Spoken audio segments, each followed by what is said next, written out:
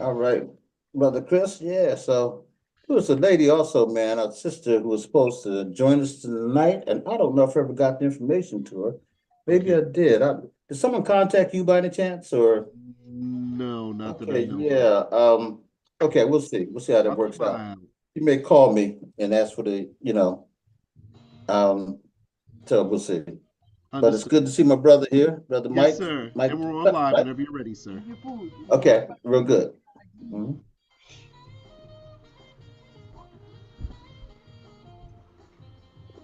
Yeah. So we're all on live then, huh? Okay. I think we are. Brother Mike, how you doing, man? I'm doing, brother. I'm doing well. I'm doing well. And thank you for allowing me this opportunity to speak with you. Can you hear me well? Very well. Yeah. hmm Loud and clear. Yeah. So you had a video that you wanted to share too, didn't you? Yeah, but after what I'm gonna do is do a follow up so I can get the video to you, and we'll play the video on our next conversation if that's okay with you. That sounds good. All right. Mhm. Good, good, good. Okay, man. Well, let me just say hello to everyone out there and welcome to the Writers Wordshop. And we are on every Friday evening from 7 until 9 here on The Voice 17104 Harrisburg. And, we've been doing this for a long time and we enjoy the platform. We have writers come on from time to time, but we also have persons like Brother Mike come on and talk about issues and things that, we should be aware of. And so I'm so glad to have you on tonight. Mike, why don't you introduce yourself? So, good evening, everyone. My name is Mike Tucker. I'm the founder of an organization called Lay the Guns Down Foundation. I currently reside in New York City, and I'm here to tell a story about an incident that happened. And I give thanks to brother Nate. I'm sorry, the brother. Yeah, Excuse Nate. me, Nate. I'm sorry. I would have, brother Nate and Mhm. brother Christopher for giving me this opportunity to speak to their listening audience about this incident because it was something that can happen to anybody, and I thought it was important for people to understand what took place. Okay, all right. So why don't you tell us, now, where exactly did this incident take place, and what was the this situation, the surrounding situation, kind of set it up for us so we can get a visual Absolutely. picture. Okay. So, last year, July 2nd, I was visiting. I don't live here, as I said. I was visiting. My son lives here in PA, and we were Mhm. visiting for the 4th of July weekend. Um, Earlier that day, maybe about mid afternoon, my son was involved in a car accident and he was sent to the hospital. Maybe about a half an hour after that, I have a disabled daughter. She had a seizure, and I had to call my son's mother and my son-in-law and explain to them that they needed to come back to the house because they were on their way to the hospital to check on him. And I had to call them and tell them that they needed to come back because my daughter had a seizure. Now, at this point, my daughter hadn't had a seizure in almost 10 years. And so this was really alarming to me because it was just out of the blue. And so I called EMS, waiting for them to come. EMS came, picked us up, picked me up. I rode in the EMS vehicle along with my daughter. Her mother and my son in law drove in his car to the hospital. When I got to the hospital, this was actually Penn State um, Holy Holy Spirit Medical Center in Camp Mhm. Hill, PA. Yeah. When we arrived at the hospital, I was informed by the EMS provider that was in the back with me that I needed to go into the front of the hospital and get a visitor's pass, which I attempted to do. So when I got into the hospital, I spoke to the receptionist. I explained to her why I was there. She informed me at that moment that my daughter was not in the system, that I needed to come back in 5 to 10 minutes. Once she was in the system, then I would be able to go back and see her. And so I waited about 10 minutes.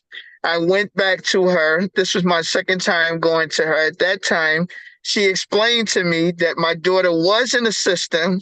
It would be a few more minutes, and then someone would escort me back. So once again, I waited. I went back to the window for a third time. The third time that I went back to the window, she told me the same thing. But there was a difference at this time, because at this time when she told me that, I requested to see someone that worked for the hospital, patient relations, or someone that I can have a conversation with, because I just was, kind of alarmed by what was going on. And I wanted to know what was going on with my daughter at that point. And after going to the window 3 times and having a conversation with her, wasn't loud, wasn't disrespected, just was really concerned about my daughter at that point. So that's why I asked to speak to someone that worked for the hospital. So maybe about 10 minutes later, I just got up and started walking toward the entrance to the emergency room door. And about maybe 50 feet in front of that, as you come into the emergency room, there's an emergency room door. So I noticed that the young lady that I was talking to police. So I pulled out my phone, and you can hear me in the video. I say, I'm going to record this. So I started recording her talking to them. So when she finished, she went back to her office. So I started having a conversation with her about why did she call the police on me. She informed me that they wasn't police, that they was actually hospital security. I explained to her it's the same thing. They have the power to arrest you if the police, just like the police do. And I asked her, why did she do that, when all I was trying to do was to find out what was going on with my daughter and, understand the situation that she was in. I've been there. I followed the instructions to a T, what they told me. I followed her instructions in regards to waiting for somebody to come and take me back. So in the video, I say to her, I'm alarmed by what's going on, and that's why I asked you to speak to someone from patient relations. And I asked her again, and I let her know, this is being recorded. Now, are you going to call somebody from patient relations? She informed me, yes, I am. So about 5 minutes later, the security people that she was talking to came out, and they asked me what was the problem. I explained to them that it wasn't a problem, but they started having a conversation saying that I couldn't record because at that time I still was recording. So they were going back and forth with my son-in-law because he lives in PA. He was explaining to them this is a public hospital. He could record. He's able to do that. There's nobody in the video. So they're going back and forth. So at that time, I asked my son-in-law to stop and let me speak. So he stopped talking. I explained to them the only reason that I'm recording is for my protection and to document what actually took place, just in case something happened. I got proof of what took place. At that point, they called the police on me. So before the police got there, the head of security came out. And he was speaking to me and asked me what was the problem. Told him there wasn't no problem. I need to speak to somebody from patient relations. He said, well, you're talking to me. I said, well, I still need to see somebody from patient relations. I just want to see my daughter. At that time, he informed me that if you erase the video that you have in your phone, we would let you back in the hospital. So at that time, I told him I refused to do that. Why would I erase the video showing what took place just in case things get out of hand or something?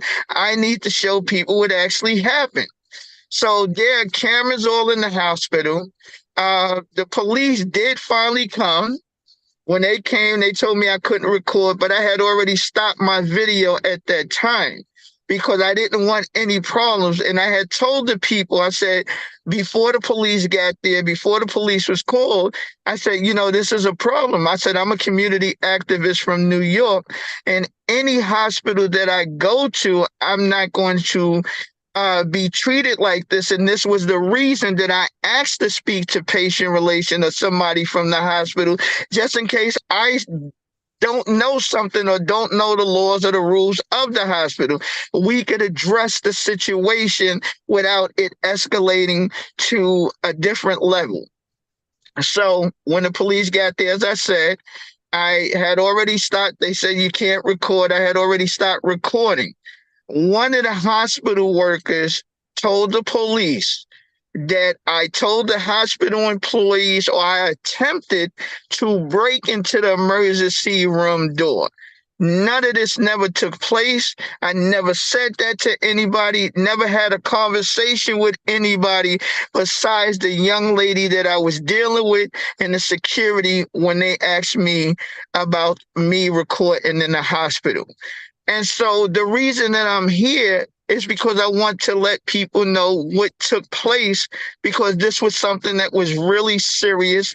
It was traumatic to me because, as I said, I'm an advocate from New York that deals with police brutality and gun violence, but mainly police brutality, because my oldest son was killed by a New York City police officer in 2005. And so I've been dealing with this and working with families of police brutality and gun violence for almost 19 years now. So when situations happen like this, they have to be handled and addressed the right way. And so this was the reason that I wanted to, as I said, speak to someone from patient relations, because I knew that there was a problem. I just didn't know what the problem was. And the only thing that I was trying to do, as I said, was see my daughter. She was in the emergency room, just had a seizure. My son was in the same hospital. I had a car accident. And so, had concern for my kids, but mainly my daughter, because as I said, at that point, it was almost 10 years since she had a seizure. So let me stop you right there and just ask you a question. So this happened July of 2023. Is that right? Yes, sir. Yes, Okay. sir. So what has happened since then in relation? And by the way, first let me say hello to Ro Bradley. How you doing? I'm well. How are you? I'm doing real good. This is Mike Taylor and Tucker. Tucker. Mike is telling us incident that happened to him and his family about a year ago, and more than a year ago. And he's a special guest tonight. Ro is editor-in-chief of the called the Black Wall Street newspaper, and also she is a poet and has her own company. She's a novelist as well. So we're just glad to have Thank you Ro for on as well. joining. Thank you for joining. Yeah. So real quick question for you, Mike. So what has transpired since, July 2023 to now? Did it ever go to court? Did you get any redress? What happened? No, so there was a few things that happened. So on July 5th, well, first, let me start out by thanking President Allen of the Harrisburg NAACP, because when the incident first happened, that was who I reached out to. They were able to give me guidance and, understanding and support. They've basically been a support mechanism for me and my family since the incident happened. As I said, I don't live here, so I don't know how to maneuver in certain ways in this town, in the PA area. So, they basically help me out in, just anytime that I need questions answered or, try to figure out what my next move are. They've been very supportive. This is not just the Harrisburg NAACP, but nationally, everybody knows about this situation. So after the incident happened on July 2nd, 2023, I think it was July 5th of 2023, I had a meeting with patient relations and a few board members in regards to the incident. They wanted to see my video of what transpired, and I explained to them at the meeting that I wanted to seek an attorney's help because I needed to know, was my rights violated, and just basically trying to get answers. My whole thing is I'm visiting from out of town and I was treated a certain way, and I want to address that the proper way. And so I seek help from an attorney, which I did get the help from an attorney, and we're still fighting to get answers, to get the police body cam, to get the footage from the hospital. But as you know, and everybody knows, that takes a while. And so we're still dealing with that. And then in between, I wind up getting sick. And so I've been dealing with that. And my daughter has still been sick. She's basically, since that day, had a seizure at least once every month since that first incident occurred. So we've been running back and forth to the doctor with her and trying to figure out what the cause of all of the seizures are at this moment, and we're still dealing with that. So as I said, July 2nd, we had the conversation. We requested a meeting. We had that meeting. At that meeting, I had Miss Angel Fox, who works for Representative Kim's office. They were very instrumental in helping me out. They were the ones that facilitated that meeting with the hospital board. And, we didn't get any answers. And so, as I said, within the last year, I just basically been trying to get it out, let people know what happened, because I'm sure if it happened to me, it happened to other people, maybe not my way, but in a different way. But my whole thing is to make sure that the community of PA knows what happened. And I ask that people ask questions. Why did this happen? And what are y'all going to do to ensure that this doesn't happen to anybody else? So Mike, in the interim, well, first, were you ever handcuffed? I was never handcuffed, and I think what took place is because when everything happened and the police got there, I was told by the police that I would be allowed to go back in the hospital. And as they were leading me into the hospital to see my daughter, the police said, hold on a second. They had a conversation with the head of security, and then they came back over and told me that I wouldn't be allowed in the hospital and that I had 5 minutes to get off the property or I would be arrested. So me knowing that I had this video on my phone, I decided that it was of my best interest for me to get off their property. It was hurtful. I was in tears. As I said, that was how I got directed to Patty Kim's office, because I called one of the elected officials' offices that I know in New York and said, listen, I'm in a bind. I need some assistance. And they was able to direct me to her office. But my thing is, I didn't want it to escalate. I didn't want to give them any reason to put their hands on me. And as I said, by them saying that I tried to break into the emergency room door, that could have just led to something, and I didn't want it to go anywhere. And so I just decided to leave. I never got a chance to see my daughter. I haven't been on that property since everything happened. Yeah, that's wow. So, did they ever try to file charges against you? Did they say that you did something wrong? What were the allegations against you personally? What were they saying that you They violated? said that I tried to break into the emergency room. That's what I told the staff, and that was the words that were used, that I broke in, I told someone, or I attempted to break into the emergency room door. And this was told by a hospital employee to the police. You muted yourself, Mike. Yeah, I'm sorry, my phone went out. that's okay. Yeah, can you hear me?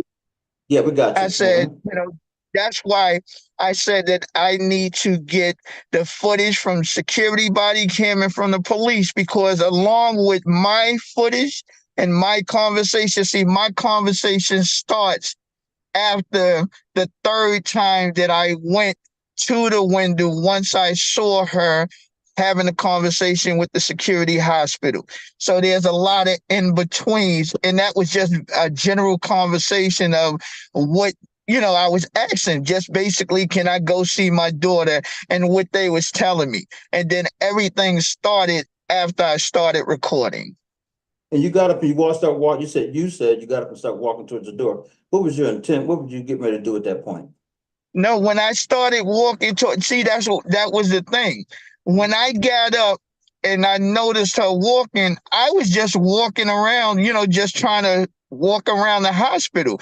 But the entrance to the hospital and the entrance to the emergency room door, there's a door that leads from the inside the hospital to the emergency room in the back.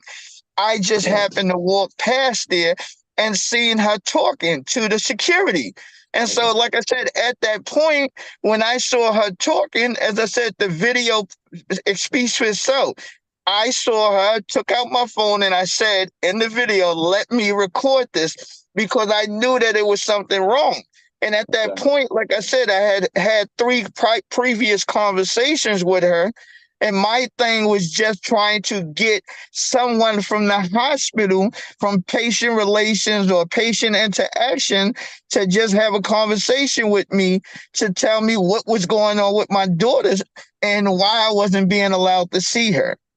So at one point, you did have a conversation with patients' relations, from what I heard you say. And also, Angel Fox was a part of that conversation. Yes, sir. Yes, How did sir. that go? Tell us about that. Oh, my goodness. So this let me know that there was a problem in the hospital. And this was crazy because we had two people that were from the hospital, two people that represented the patient relations, and then two people from the board of the hospital. And at this meeting, before the meeting even started, before anybody sat down, the lady that heads patient relations, she said out her mouth, "Oh, sister, the ancestors are calling us, because of the colors that we had on." And I felt that this was really disrespectful and alarming, because we had a situation that we're trying to deal with and find out why it actually happened. And you're addressing us like that. And it wasn't me. She was speaking directly to Miss Fox.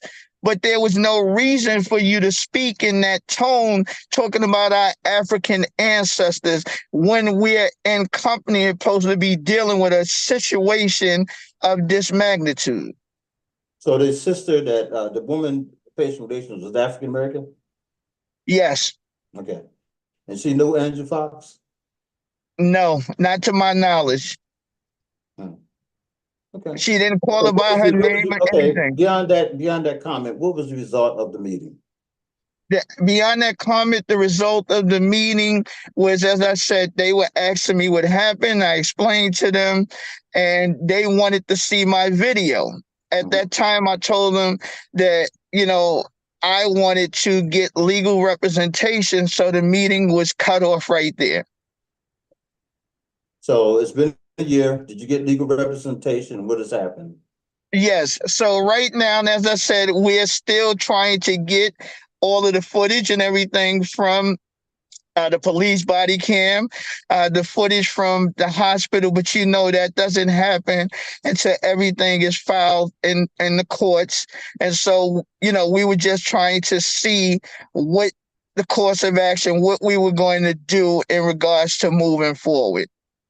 Okay, so at this point, it's a stalemate, or you have a court date coming up? It's just a stalemate right now.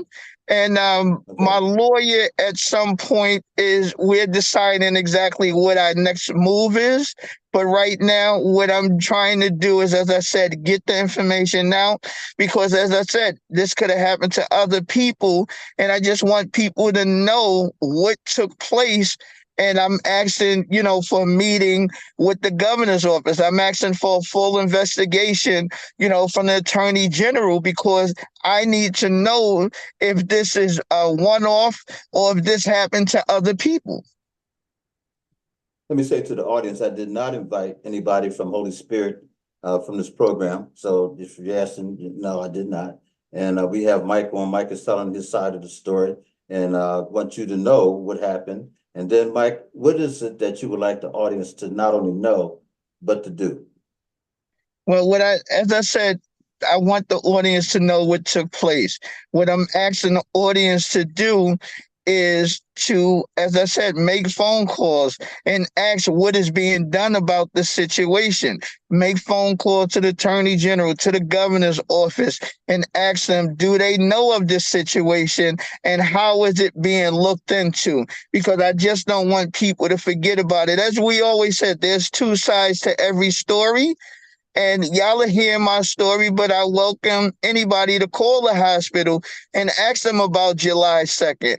At a later date, I will be releasing the video so people can see firsthand that everything that I said today is the truth. I didn't add anything to it. I didn't take anything from it. I didn't forget anything. I'm telling the truth. As I said, I just want to be respected, and all I wanted from that day was to see my daughter and make Okay. sure she was all right. Okay. So when did you eventually see your daughter? How did the whole thing play out? I never got a chance to see her that day. I didn't see her until she was released from the hospital and came home. And As they I told said, they you, kicked me off the property and yeah, told me that I would be arrested. okay. All right. Wow, man. Okay. Well, I appreciate you telling us the story, Mike. And we're going to stay. You said you're going to bring the video on at a later time, Yes, at another a later conversation. time.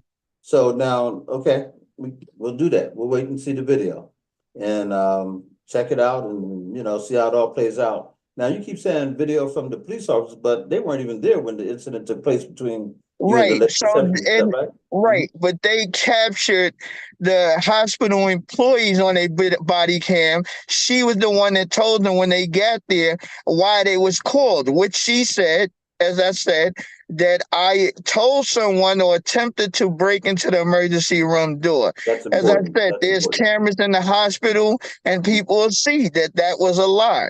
I That's never good. said that, never did any of that. That's good. Yeah. Yeah, I see why you want that video now. That's critical. So, man.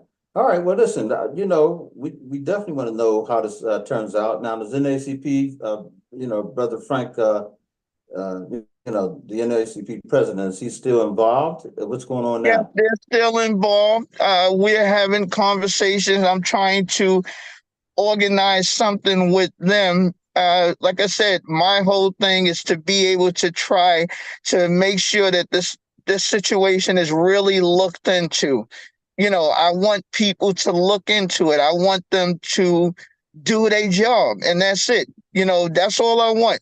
I want people to understand that I did nothing wrong. I was a father that was concerned about his children, and that was it. I just wanted to see my child. I didn't go in the hospital screaming and hollering or anything.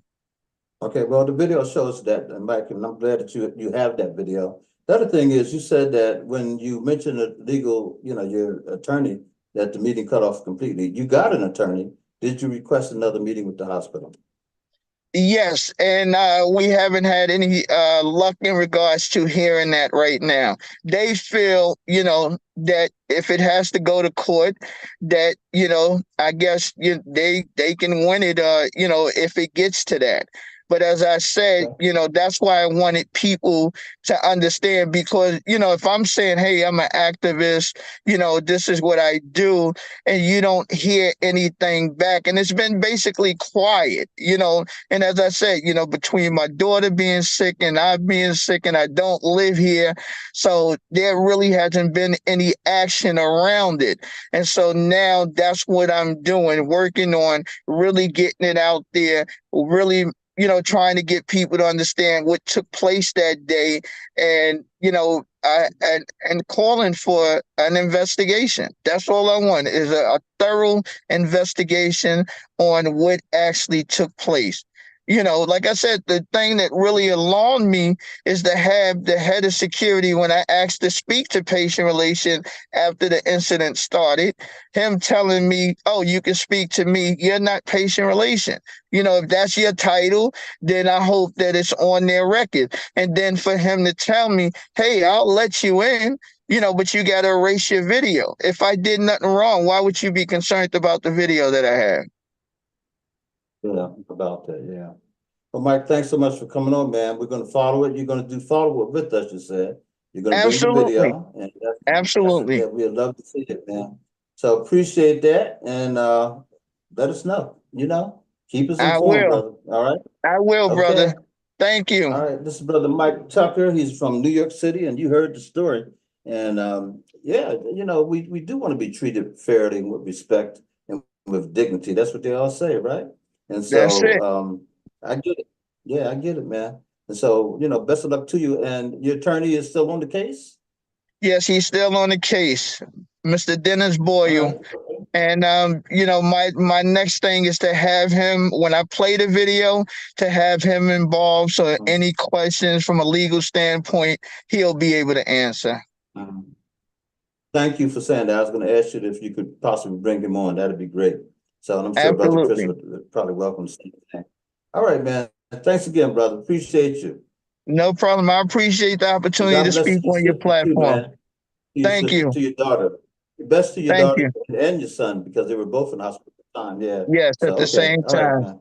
God bless. Thank you. All right, dude. God bless. Okay. Have a good one. Thank you. All right, brother. All right. Yes, indeed. Sister Rowe, how are you? Oh, well, wish I would have caught the very beginning of his story. Yeah. The brother told a compelling, that whole incident, that thing that jumped off was, yeah. And sometimes it's just, they just look at us, whoever they may be, and they think somehow we're a problem. I'll never forget taking my daughter out to Target. She thought she had gotten a call about a job because she had applied. And this is Danielle speaking of. And so Danielle wasn't sure, she's a little confused. So I said, let's just go out there. So we did. And I mean, the whole thing jumped off as if we were coming to complain. So I said, no, she thought she received a call about the job. And the woman comes out of her office with a police officer. I can't make this stuff up. And I'm thinking, why is the police officer standing? Then we're standing in the middle of Target and discussing this. And she's like, well, who are you? Why are you here? Then I said, this is my daughter. I said, first off, I said, and just, and she was just as rude as she could be. And then she had employees standing around listening. As if like, oh, this guy came to complain. No, we didn't come to complain. So I know how the brother feels. It's just, they can make you feel so small, stupid, make it seem like you're coming out there to complain or do something. It's ridiculous. It's absolutely ridiculous. So it'll be interesting. Like I said, I haven't talked to anybody from Holy Spirit and understand. I don't know if that sister's still employed or not. It'd be good to hear her side or to hear someone's side and get that. But I would love to see the videos too, especially his video, to see the whole thing. So hopefully we will. Brother Chris, let me have Brother Chris come back on if he got a quick minute. Because Brother Chris also interviewed Mike Taylor. I think he did early. Chris, are you there? You may be busy at this time. Okay. We'll get him back on. He's probably doing something else at this point. I know he is. So, Ro, I'm how are sorry, you? Dr. Gadsden. Did you say something, sir? Yeah. I was wondering, you interviewed Brother Mike, didn't you? Yes, sir, I did. Yes, sir, I did. A very, Okay. very interesting interview we had. Very effective interview. We got a lot of information out. Pretty similar to the conversation you had. Mhm. Um, Yeah. interesting. I definitely feel for people because injustice anywhere is a threat to justice everywhere. Yeah. So if there is alleged injustice, I pray that the bottom of it gets gotten too quick. Yeah. I think it could have been avoided. I think the Bible says a soft answer turns away wrath.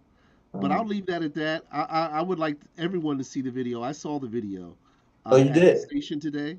Okay. Uh, so I mean, I would like him, because I don't want to, be negative about it, Yeah. because it's still, the truth the both sides haven't come out yet. Yeah. So I seen the Okay. Yeah. video, Oh, okay. Well, I'm glad you saw the video, though. Okay. We'll talk and about that one day. Yeah. I brought that out on the interview as well. So the interview is Okay. available on our fan page as well, and I think I tagged it on the Writers Workshop fan Okay. page as Wonderful. well. Wonderful. Okay. Good stuff. Well, Mike's a thanks a great lot. guy, and he is involved in a lot of great stuff. He actually writes songs, and he's very active in community Sound like it. activism. Yeah. So Yeah. And I know how it feels. I mean, you feel, I was surprised when he said it was happened last year. I thought it was something that happened this year, but happened last year. So sure, that's been ongoing then. This whole thing has been you Yes, know. sir. And I believe Wow. they're relocating to the Harrisburg area potentially as well. So, Okay. Okay. All right then. Good stuff. hey, Miss Rowe, I Appreciate you, got your brother. Thanks a announcement lot. for you too. I'm sorry, Dr. Thank Gaston. you. No, what'd you say? I know Rowe has a special announcement she wants to announce tonight. Oh, is that right? Okay. Go ahead, bro. Hey, go ahead, Rowe. Take center stage. Oh, well, I'm glad everybody is doing well. Uh, I just wanted to say that I'm excited about tomorrow. Trying to get my energy level up for my book bash. It's my birthday book bash launch. So Mhm. I'm finally launching Coco, June, and Melanin, Black Poems from a Black Woman's Diaspora tomorrow. And it's going to be at Julia Mowry's 1006, her Yeah. new venue. Mhm. Yeah, I'm so looking forward to that. Yeah, that was started. What time did it start? Whoa, 1 o'clock. Okay, good. from 1 to That's even 3. better. 1 to 3. Okay. Yeah, I will yeah. be there. God Do willing. games. I have a raffle and read some poetry and have some cake. Mhm. Yeah. Okay. Good, good, good. Everyone loves And you'll cake. be selling your book, of course. Yes, I will be selling the book and the journal. Fantastic. Good, good, good. I'll have Well, all my tomorrow from 1 to 3. Okay. And by the way, 1006 is 1006 North Third Street, right? Yeah, I thought it was so clever how she did that. The Yeah, yeah, I like actual it. address is 1006, but the name Mhm. of her venue is 10 TENOOH 6 SIX. Uh-huh. Uh-huh. Yeah. Very good. Yeah. She's had a number of different activities there, and Julia's an excellent poet, and also just a hmm great writer. Period. So hmm I'm looking forward to being in space. Good stuff. Let me also say, for those of you, did you know Claude Lewis, Ro? I met him. Did you meet Claude? Claude was the poet laureate for the city of Harrisburg from Mhm. 2002 to 2006, I believe, because it's a 4-year designation. He Yeah. came in after I did, and then the Soki came in. But anyhow, we're honoring Claude tomorrow at our church. We're going to, Oh, Claude's nice. meant so much to what we've done, and I want to get a few people to say a few words, people that, and so I'm reaching out to a few folks. But yeah, Claude's been a tremendous philanthropist as well as just a great guy. I mean, just does so much stuff for so many people and never seeks the spotlight and none of that kind of stuff. A reluctant warrior, but he does a great job. So anyhow, just want to say that Claude Lewis, excellent poet, excellent writer, attorney, and he will be honored on Sunday morning Mhm. on the broadcast that comes out of Life Esteem Ministries. Okay. All right, all right, all right. Good stuff. There he goes, Brother Claude. That's a good Mhm. picture, man. Thank you. Thank you for finding that. That's Brother Claude Lewis. Yes, indeed. Yeah, and Claude recently has gone through a few operations on his knees. He had both of them worked on, so he's really been dealing with some serious rehab. And so we thought it'd be good to, kind of lift him up, lift up his Oh, spirits, and all that good stuff. So I used to always run into him in the grocery store. okay, yeah, yeah, yeah. Yeah. And a very intellectual brother, very good Uh-huh. intellectual. And his wife, he lost his wife Robin. She was also an attorney, and Robin Uh-huh. was super sharp too. She was an attorney with the Department of Corrections, and big Mm. time over there. So both of them together, they did a great job. Yeah, Yeah, so I haven't seen him for a while. yeah, he's been kind of recluse in the sense that he had to have those. It's been a journey. It's been a journey for him. That's why we decided to do this. Yeah, those knees, man. Yeah. Sometimes everything goes smoothly and sometimes they don't. You have to Mm-hmm. go back in, get infections and all that kind of stuff. Yeah. Brother Hmm. Chris, you got some videos I'm sure lined up for us. Can you throw one on us tonight? The first Yes, sir. I thought we'd stick with the theme of injustice. So all of okay. our videos tonight will follow the theme of injustice. So if you're ready for the Excellent. first one, I believe I have one. If you hear a little mouth in the background, we got a new addition to the family. So That's my cool. That's apologies. right. That's excellent. I see that. Yeah, All right. okay. I saw her pick up somebody. I'm like, hey, who's that? It's Yeah, not that's our good, man. 9-year-old. She can't do that effectively anymore. Yeah. Here we go. Your voice is a little bit down. I can hear it roll pretty good. Mike, I can hear it pretty good, but you're a little bit down. I don't know if it's just me or Is it low on your end too, Miss Rowe? Or Yeah, a little bit. You sound like far away. yeah. let Hear me you change sound far away. mics here. Let's see if that fixes any.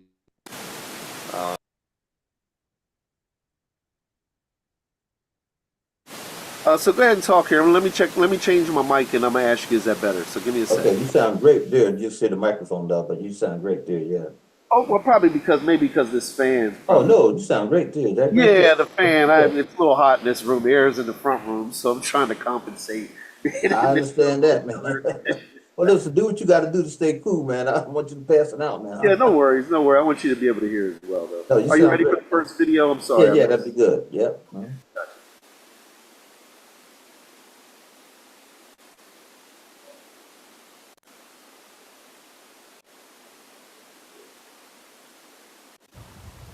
I want to live in a world that values life over money. No, I don't think you heard me. I want to live in a world that values life over money, where lives matter more than a pull of a trigger and money isn't the reason why your daddy is bitter. But sadly, that kind of fantasy remains a dream. Even Martin Luther King had the same vision as me. You see, we shouldn't be promised the things that should already be done. Of course, this story doesn't have much glory, so why are we still fighting a battle we already won? Hands up, don't shoot. Colored people have rights too. In a poverty fight, cause I have no home to sleep tonight. Every day I feel closer to a meal I never had or a job without inflected injustice.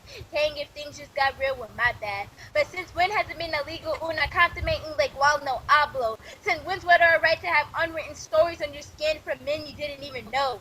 You see, how are we so eager to spread hate like a disease, but can't even wipe dust from our own family's name? You see, I want to live in a world where I get A's and B's, not get T's because of my history and shame.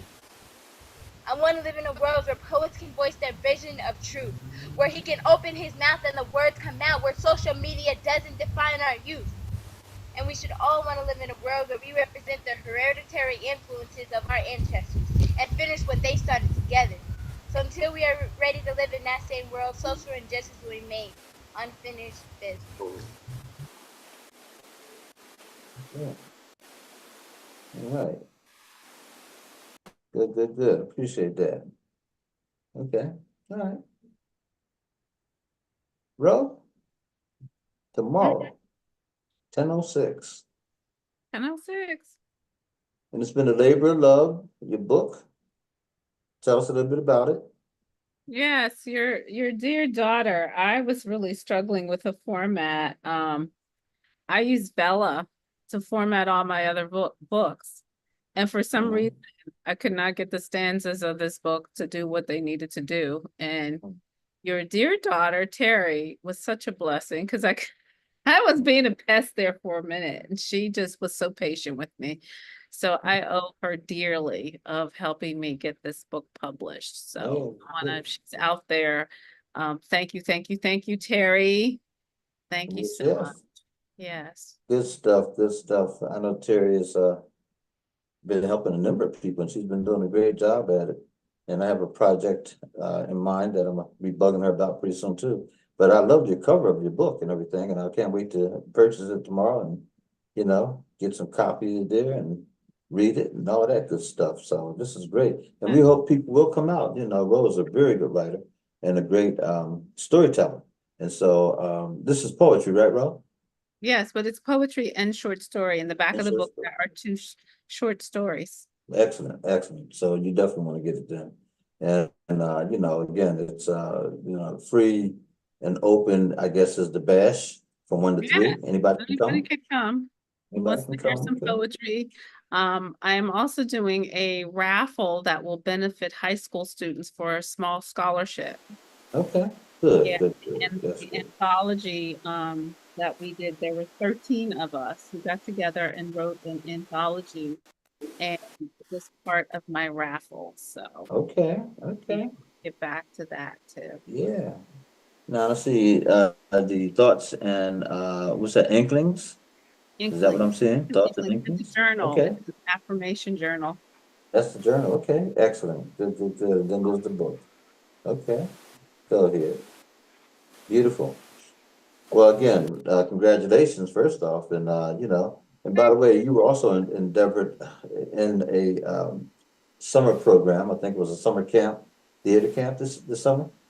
Yeah, I worked with second graders, third graders, fourth graders, and I wrote a play and they performed it, but they learned the basic theater concepts throughout the summer. And then Okay. last week in the summer, they performed a play. You did what you do when you work with adults, all that Mhm. time doing this play.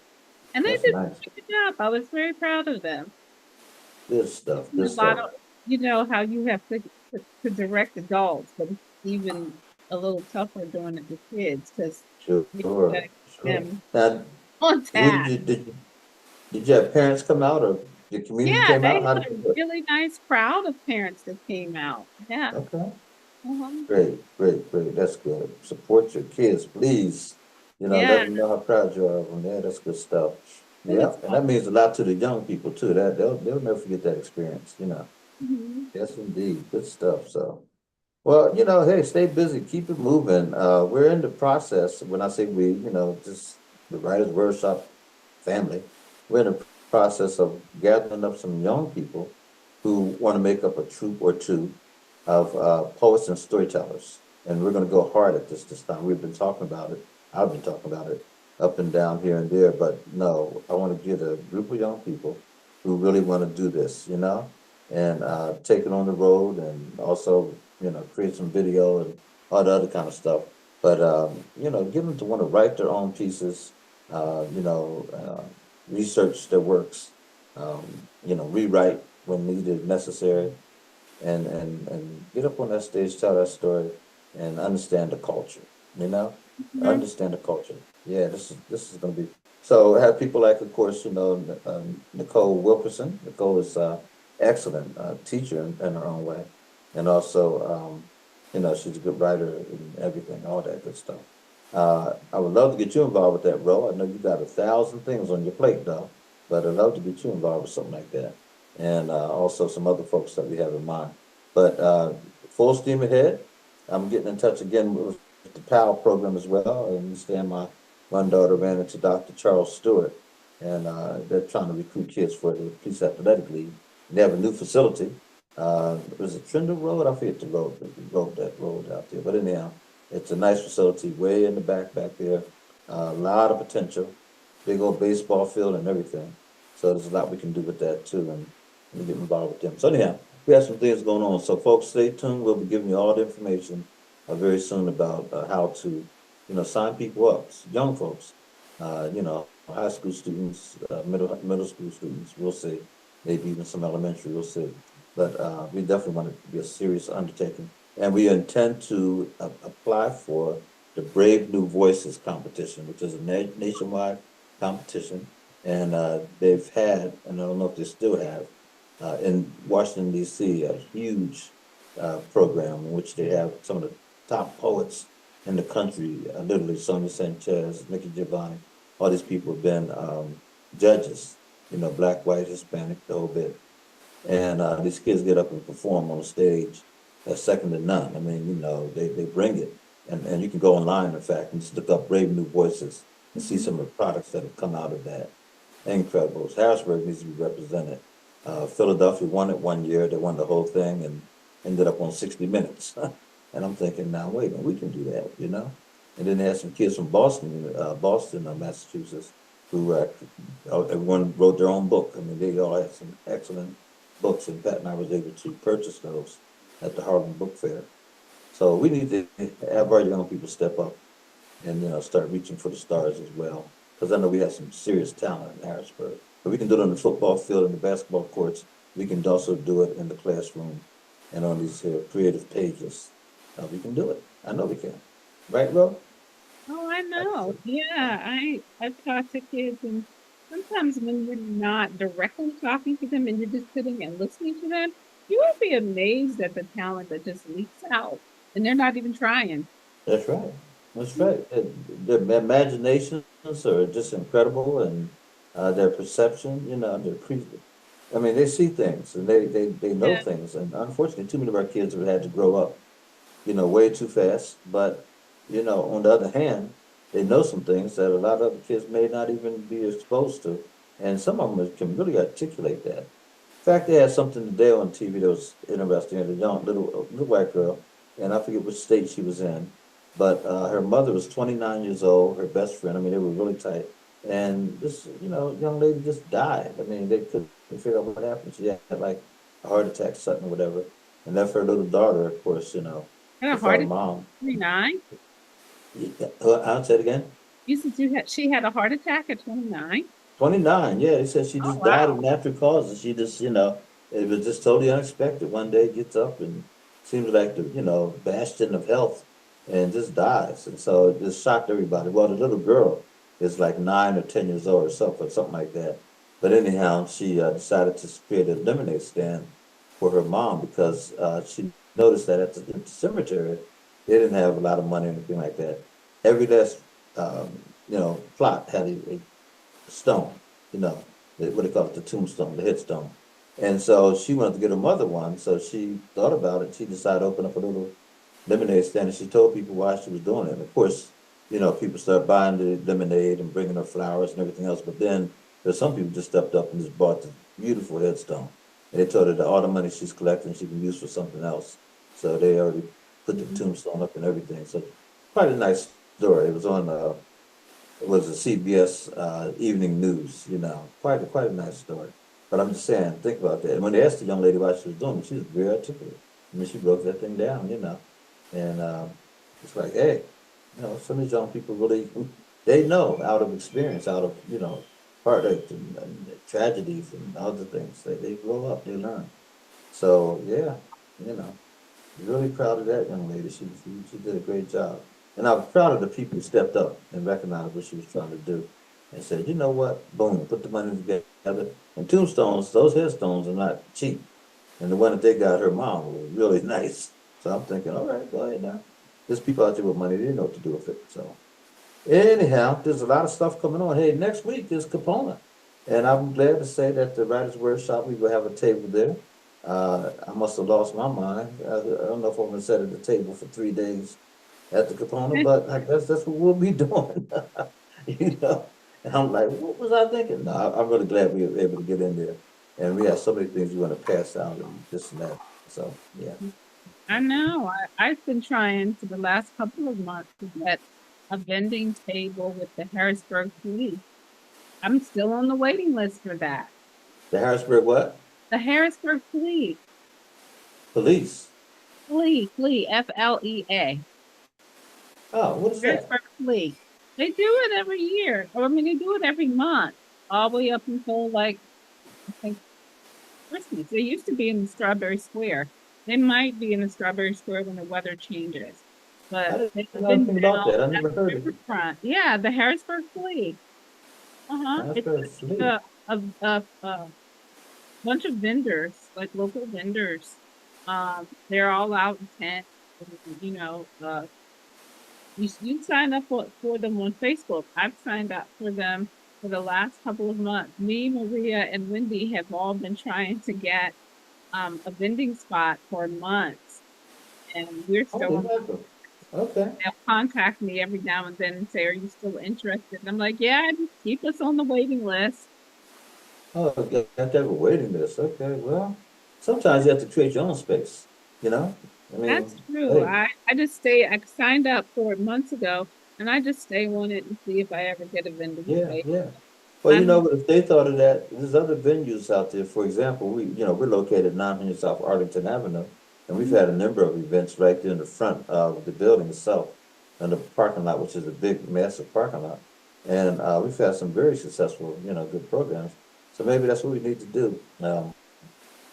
Set up some of our own flea tables, if you will, our own Yeah, tables and get because some it's vendors out funny there and because just, I mhm, never thought of that because Jenny, we were trying to do something at Third in the Berg. mhm. And I said to her, we tried a couple of different places and just could not find a venue. And I haven't mentioned it to her again, but she wanted to do um, something for the Black Wall Street, meeting the public, meet Black Wall Street in public. And we could not find a venue and we talked about it. And I called a couple of different places and they just could not get anybody to commit to anything. We could probably do something out at 900 South Arlington, Yeah, I never and thought of that. absolutely, I yeah. will email her because she wants to do it third in the Berg, which is the third week of the month. and we were trying to Oh, do the weather change. So yeah, that, yeah, yeah, absolutely, yeah, absolutely, yeah. Now we're yeah, doing something on, you could be a vendor, quite frankly, on the 21st of September, where Pat and I are going to talk about our trip that we took down south, the civil rights tour. yeah. And yeah, we're going to just give we have a flyer. In fact, Brother Chris, I don't know if you can, if on my page, the flyer was created by what's her name? Nicole Wilkerson, there it goes, and also Sarita Harris, Sarita Harris, Henderson. I'm sorry, I'm messing up with the sister's name, but she created the flyer. But Nicole and I talked about it, put together the verbiage for it and everything. So that's the event. It's going to be on Saturday, September the 21st, from 6 to 9 p.m. It's going to be CBF vendors. We're going to have voter Okay. registration, and also light food and refreshments will be served. And and also I talked to Dr. Hart, and also Dr. Brian Smith. Those two persons are professors at Messiah University, and they were the ones who were the mastermind behind this whole thing called Thriving Together. So we'll be talking about thriving together, and Drew's going to let me know on Monday whether or not this date works out for him. And I'm hoping I get both him and Dr. Bryant there. These guys are brilliant. And Pat and I are gonna give our personal reflections, show some of the pictures that we've put on Facebook and others, and then ask other people too who took videos and stuff, see whether or not they can make theirs available to us as well. So that's what we're looking to do. Thank you, Brother Chris. And you know, I think you'll find it very interesting and educational. It was just a dynamite trip, a dynamite trip. And Dr. Hart and Brian both are, authors. So they had the books and I'll make sure that they are, if they're available to be able to sell their books and all that. But if you want to be able to put the Black Wall Street out there that day, that'd be excellent. Yeah, I will Yeah. definitely, I'm writing this date down. Okay. And I will Yeah, send you the flyer too. I'll make sure you get the yeah, that flyer. would be great. Yeah, Yeah. because we've been talking about trying to make the Black Wall Street more visible to the Yeah. community. So I said to Mhm. Jenny, I mean, she wants to do third in the Burg, but I told her, I said the big problem is trying to find a venue. I just found out that the gallery closed because that's where we were trying to have it. Uh, What the gallery? the gallery, the Black Art Gallery down on Third Street Oh is yeah, yeah, yeah. That I was gonna tell. Yeah, we knew he was gonna close. He told us Yeah, I about a remember month you ago. saying that, and we were Yeah, trying to get there, and I had said to Jenny, I said they're really struggling, and she said try there first, and maybe we could get something going, and it no. was closed already. I was like, oh, and Yeah, I was talking I to had him never about. gone.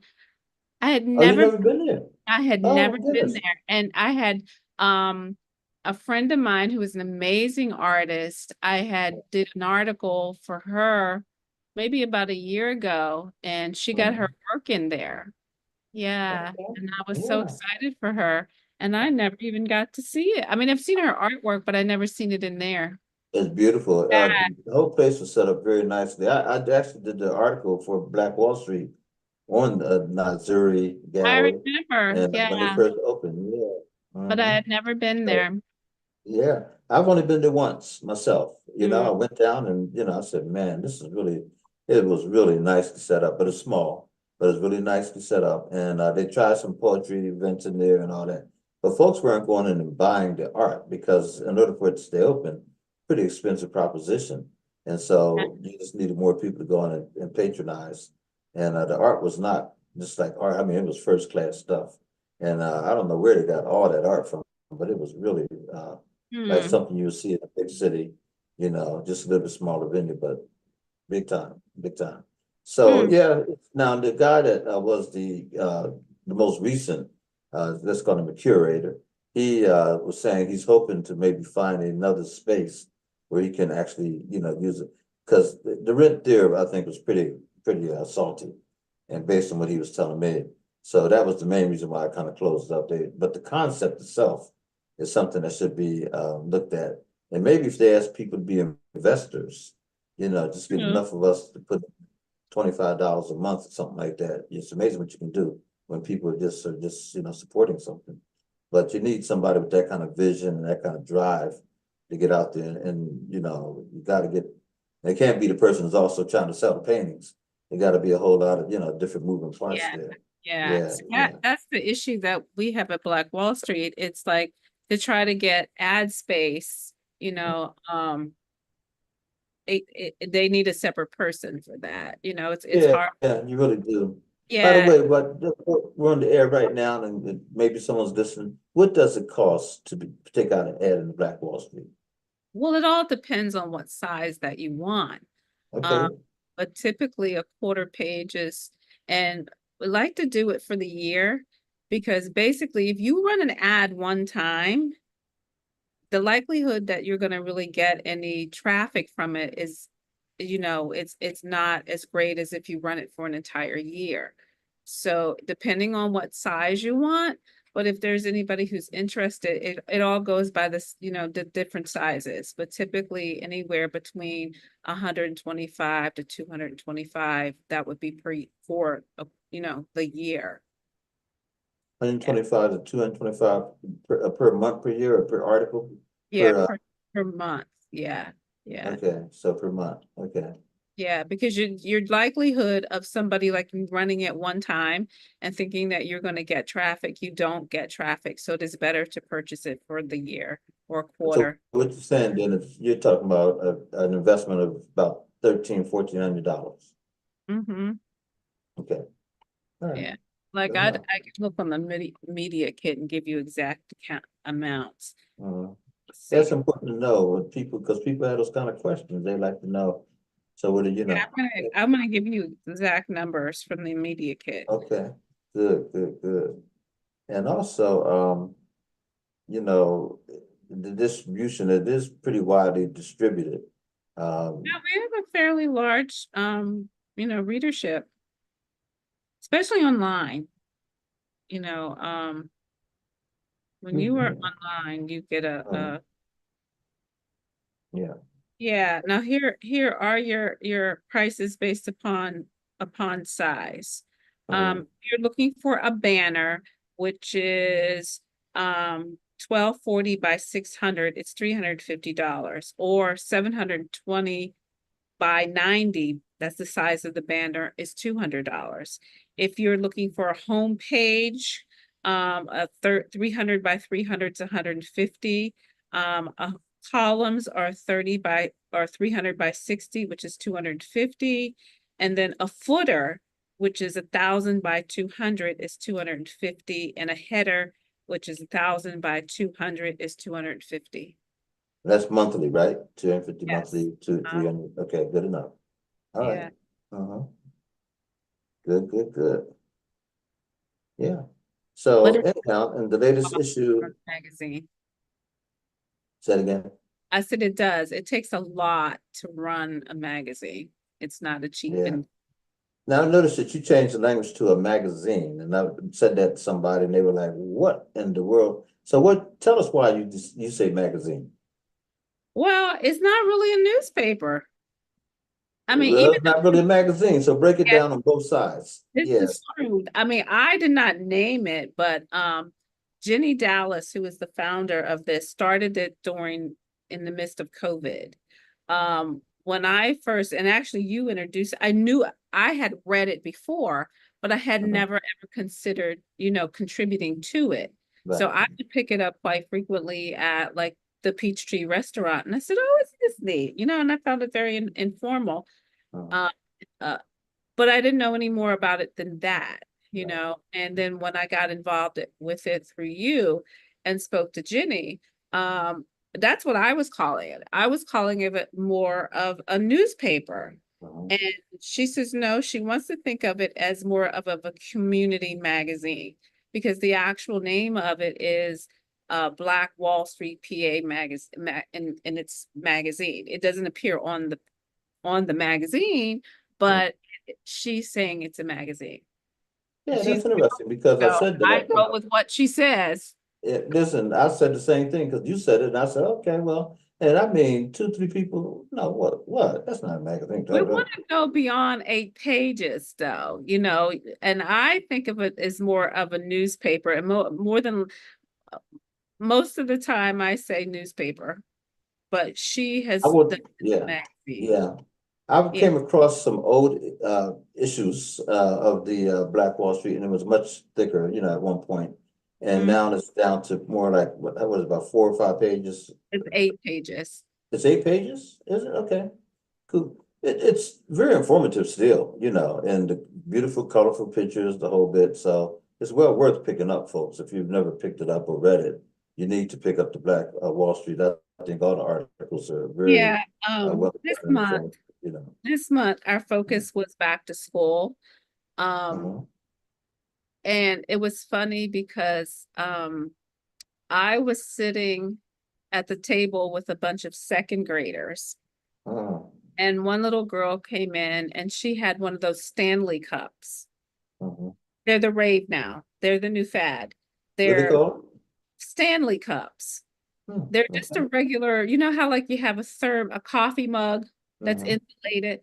Well, they have these new thermos they're water. Most of the kids can't drink their water out of them, but they're the Okay. company named Stanley. And this little Hmm. girl, now imagine, she's 7 years old. She comes in and she says, I got a new Stanley. And I'm like, oh, she has this big cup that's about this tall. It's pink and orange, I believe. Uh-huh. And the next day we were going on a field trip, and she went to go look in her book bag, and her mother had not packed the Stanley. And so she says, oh, Miss Rowe, can you call my mom? She didn't pack the Stanley. I'm thinking, oh my gosh, like what are That's too we creating cool. in our kids about like these names, Uh-huh. and then I started to do the research, and there were several students who did not have, and these have been fads all throughout years. This is just not Uh-huh. this year, but Okay. because of fads, these kids come and like, my mother can't afford that. There have been kids who have committed suicide because they did not have the popular fad. So the Oh no. article Yeah, dug into what are we doing with our kids when we give them this opportunity to be so focused on a brand name. I know. And it just Thank frustrates you. me. Like, I'm listening to she's 7 Mm. years old, and literally that's how she was sounding. I didn't bring the Stanley. Do you have Um, I just got a new um, Stanley. I was like, wow. my gosh. And then you sit in the high school cafeteria and you look around the Mm. table, and these cups are anywhere from 35 to $50 for a Mm. water cup. Mm. Wow. And kids are buying like these, and that's what the article's talking about. And I had made mention of one of the kids who did not have all these fancy things, Yeah. and his parents, he shot himself with a 22 caliber rifle. Unbelievable. Yeah. Yeah. So it's, like it's not Mm. these fads, or kids are going crazy over fad, but it's so much But they more. always have, listen, back in the day when I was playing sports in the high school and all that stuff, you had to have the leather jacket, if you were, and those things cost money. What was that? Mhm. I can't think of the name of the company now, but anyhow, if you went down there and got your letter and put your thing on the back, man. I never forget going to a game. It was a football game back in, like, let's say the beginning of September. Back then, I don't think we played August games, and it was hot as it can be. And I still have my coat on because I'm about You to had your rock my leather coat. jacket I'm on. walking around like, what? Anybody gonna be like, I done lost my mind. But they knew what I was doing. But the other thing was sneakers. Back in the day, if you Yeah, didn't have sneakers those was a big. Converse All Stars.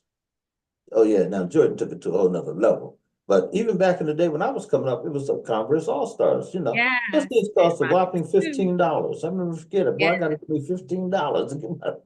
Now you Mhm. got these guys $180, $200. Come on, that's Yeah. ridiculous. I can't even think about Yeah, that. because But I have several pair and they're not cheap. they're not cheap, No, and kids we used to get beat up and killed for those things. I mean, yeah, they did. murdered for those things. Yeah. Unbelievable, unbelievable. But yeah, you bring a very good point. There's so much pressure on our young people, especially because of these things right here. I mean, they're so well Oh, connected. yeah, you don't have the right cell phone. You're the cast out. Yeah, and there's too much stuff on the cell phone that's telling you you need to be in the in crowd. If you're not on the in crowd, then you're nothing. Well, see, And that's what were they where, asking about? There was something on there recently, and they were busting on these kids for something. And I mean, it really was kind of ugly, and the boy got mad and he wanted to fight everybody. But you know, because it came to school, oh, I think it was the sneakers, and I think it was those what was that guy, the basketball player, Marbury's. I think it was the Marbury's. Mhm. And what he did was he went out and got the same sneaker that Michael Jordan has, took the same material, and he sold his sneakers for $25. He said, Mm. those people are ripping you off. They do not have to sell the sneaker for no $100 or $200. So he creates the Marbury and he says, this is the same sneaker as Michael Jordan's sneaker. Exactly. Mm. And the kids still laugh at it. I'm not buying those, man. Those are those cheap things. No, they weren't. They weren't cheap at all. But, you know, it was the stigma, right? Well, when I'm we big. really think about the manufacturing process.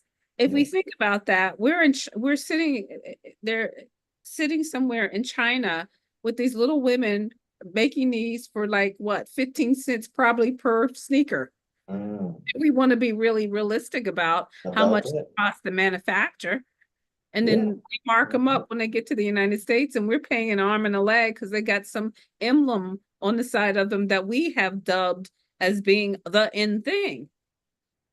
They showed where Michael Jordan, even though he's not playing basketball now, he made, it was a 355 million, I think it was, in 1 year. And they said LeBron, Curry, and I think it was Kevin Durant, the three of them were standing there.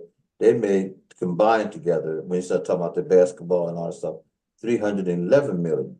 They said Jordan, even though he's been out of the game for a long, long, long time, his name is still carrying that kind of weight. And it was because of the deal that his mom struck with the company.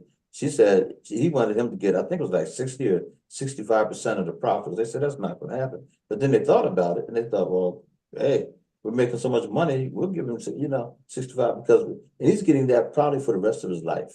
Mm-hmm. That's just an incredible, I mean, come on. And you got these people walk around here, with probably nothing.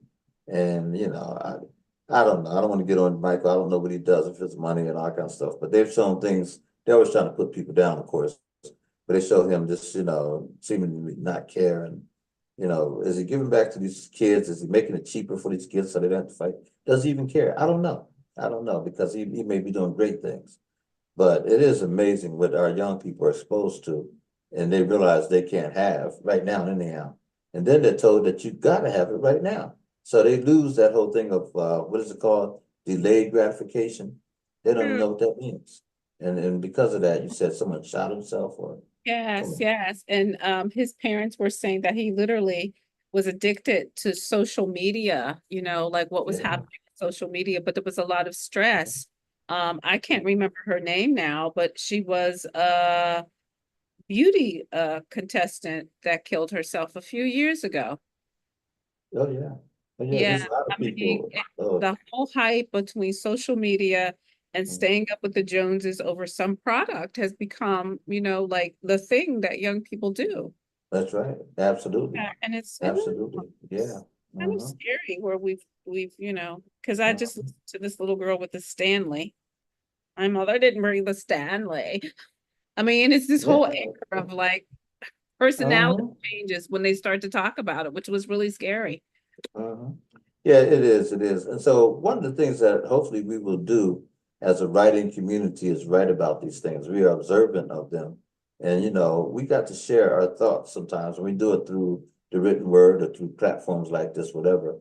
And we're called the word shop for a reason. And that means that we use words to communicate and to talk about and to understand and all that kind of stuff. And so anyone can do it. The question is, can we do it well? So hopefully if you're really interested in, writing or, getting on a platform, having your own podcast or anything like that, join in with us. We'd be happy to have you. We listened to a brother tonight, Mike Tucker. He's very passionate about the incident that happened to him. Whether you agree with whatever, that's, beside the point. But he spoke well. He talked about his issue and he wants, justice and he wants to be heard. And so that's what you do. I hope you will write it. I hope you'll sit down and write an article, write, something that will help people understand why he Um, feels so passionate about this. Because some people might hear that and say, yeah, and so no. Some of those little what they call them microaggressions, they can add up. and begin to really frustrate and make you feel like you want to do something and all that kind of stuff. And we can't just sit around and just take it all the time either. You know, we got to make sure that we are, serious about this. And I heard the brother loud and clear. I can't wait to see the video myself, and understand what more can be done, if anything. And then also, of course, there's the other side. He even mentioned that himself. That this is Lazille. Hey, Lazille, how you doing? Hi, I'm waiting on transportation to head home. Oh, okay. Well, head Okay. where I was wondering, I said you out and about kind of late tonight, but I see what you're doing. That's great. There's also Rose on too. Hey, LaSalle. Hi, good night, on phone. So I ain't got to see her. I don't have no poem, so I guess I'll be listening right now. Oh, you can talk too. You don't have to have us have a poem. You can just tell us what's going on with you and everything. How's everything? Everything good? Well, so far I still have to make up some more change. But I believe in that I'll do it, but I still have to wait. So. Tell everybody what you're talking about. We talked about it last week. Tell people what you're talking about. No, regarding you talking about me moving, getting the place or something, is that? Yeah. People were donating to you and everything last week, and you still have a need. What's going on? Yeah, I still have to wait on them. They sent me another document to fill out. I sent it back today. So now it's just the waiting for the official to come and sign. But I still trying to make up the funds to move in. But I'm getting there. Slowly but surely. Good. Where are you moving to? Where are you moving to, LaSalle? Farmingdale. A farm? Farmingdale. Oh, Farmingdale. Oh, okay. Farmingdale, yeah. That's a part of New York, right? That's up in New York. Ah, okay. Yeah. Yeah, like you said, you're getting there, and don't be shy. Just let people know. Just new faces all the time. People I didn't know that. And they, will support you. It just is what it is, And so just tell the story and see what you can get. Yeah. What's this here? Everyone who's out there? Doctor has joined us also. Who's that? Dr. Dan? Oh, okay. The Phantom, Dr. Dan. I never see him, but I always hear him. Dr. Dan, how you doing? I think so. You still there? Hi, Dr. Dan. Good night, Dr. Dan. Hey, I'm trying. Please leave. Well, you're going in and out real bad, Dan. There, I'm trying to get through to you. Okay, there you go. Can you hear us? Can you hear me now? I can hear you. Can you hear me? I can hear you. We can hear you now. Yep, we can hear you. Hey, by the way, we're gonna ask. We only have one video tonight. It was kind of low too. I didn't really quite catch everything she was saying. But Brother Chris, if you could bring on the next video, I would appreciate it. And while he's bringing up the video, don't forget that tomorrow from 1 to 3, we're going to be at 1006 here in Harrisonburg on 3rd Street. The address is 1006 North 3rd Street. And we're going to be celebrating with Ro Brady, who has a birthday. She's 21 again, y'all. 21. Yeah.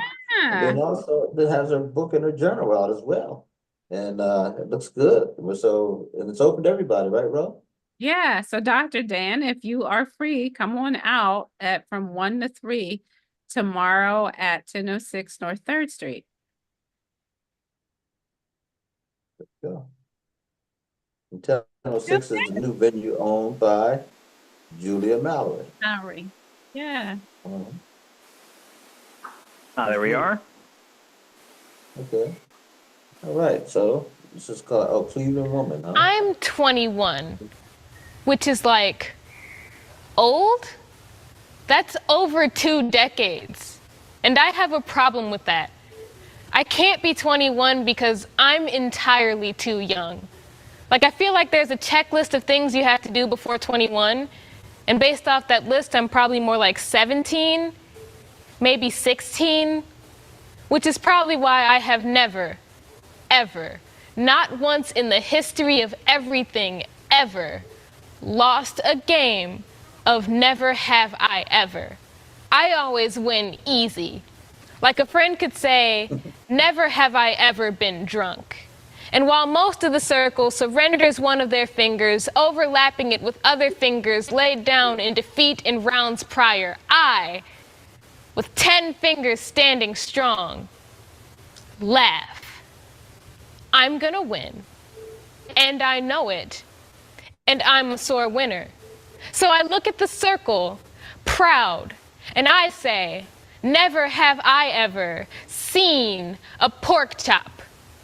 And the looks I get after that are usually just sad, but that's okay, because I win. The only game I can win for having such a clean slate, which is perfect because I never, ever have to worry about dirtying it up. As long as I have this game, it's better this way, see, because if anything should happen to me, there'll be nothing to slander my name with. Nothing to dig out the dirt.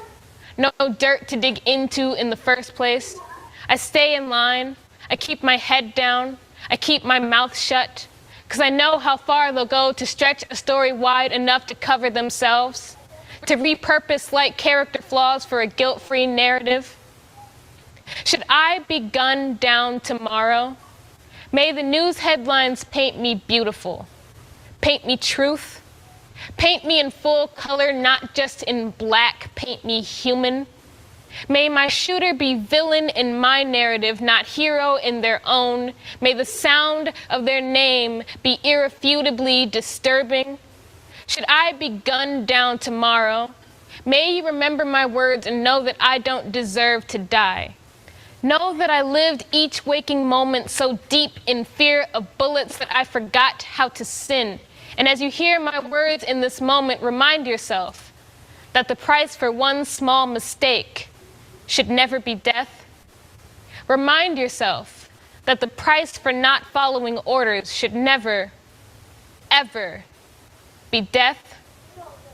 Remind yourself that a child, yes, a child that makes one mistake does not deserve to be shot and shot and shot and shot and shot and shot as he slowly crumbles, staring into the eyes of a gun-wielding, blue-eyed murderer with all the power and no mercy.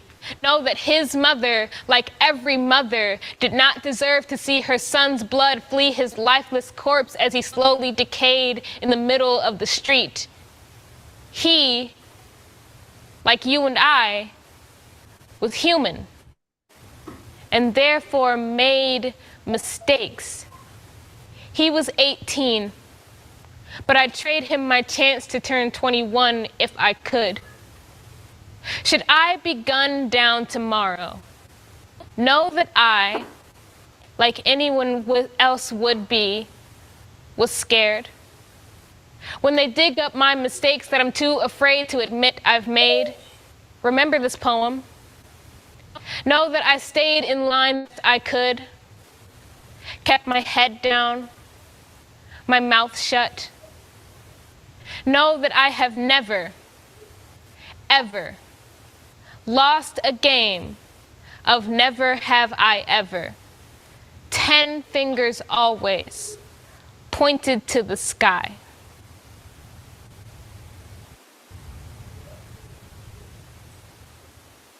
That was good.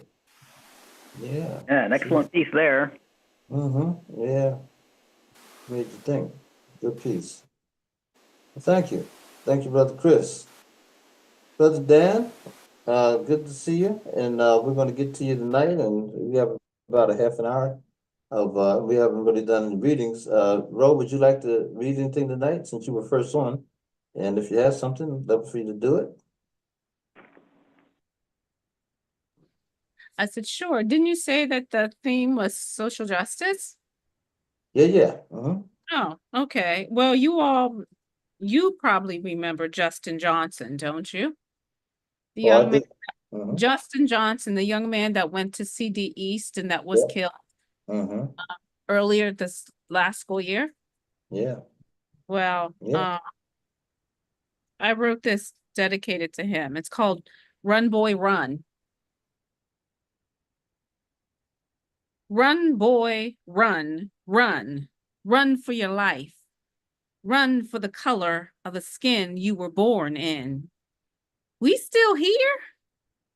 We still at this place where we thought there was some distance in between a neck and a noose? It's now a matter of the heart, a heart that lost its beat, trying its best not to be run down in the street. This color thing is way too much.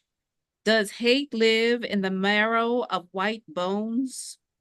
Can we take a knife to it, cut it to the quick, flush it out like the blue blood philosophy of the privileged?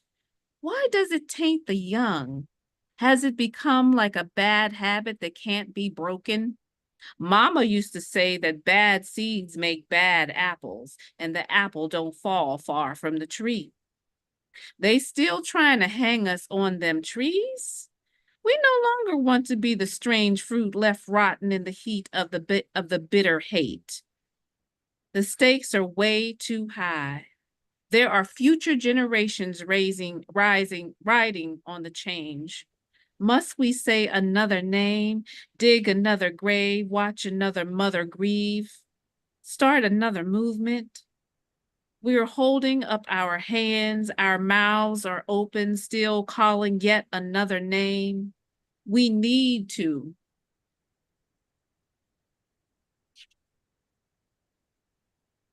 Wait a minute.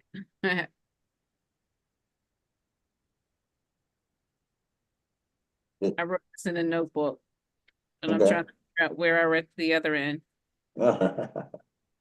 Brenda done that. I don't know what the end is. I think I've lost the end. What? Well, but what you wrote so far was good. Thank you. Yeah, still calling yet another name. We need to. Maybe that's the end. That's the end. We are We need holding up to. our hands, our mouths are open, still calling yet another name. I think that was an end because I just Okay, fine. we'll take it. It was Yeah. good though. We'll take it. That's I an gotta say this, today over at Greater Zion, there was a funeral, obviously. And the line was yay long. It was incredible. And I noticed that someone was taping it on Facebook Live for Ratchet News. I don't know who, but it looked as if there was a lot of young people. I mean, a massive amount of young people. And they were outside trying to get in, I guess, because it was a long line, you know. And so I don't know who, but if anyone knows who and heard of, you know, and I guess I take it must have been one of the young people that's gunned down in recent, weeks here, because this is the second big funeral that I've seen now, in 2 days. Huge amounts of people, you know. So it's sad that, you know, these things are happening, especially to young people. The other thing I'll say very quickly is that Breonna Taylor, you know, we all heard about how she was gunned down in her own home. And today, the two officers apparently that were on trial were acquitted. They got off. I think that's what I saw flash across, and that's just tragedy. That is a tragedy. So anyhow, wow, you know. Well, anyhow, let's keep on going. Thank you, Ro. That was good. I appreciate it.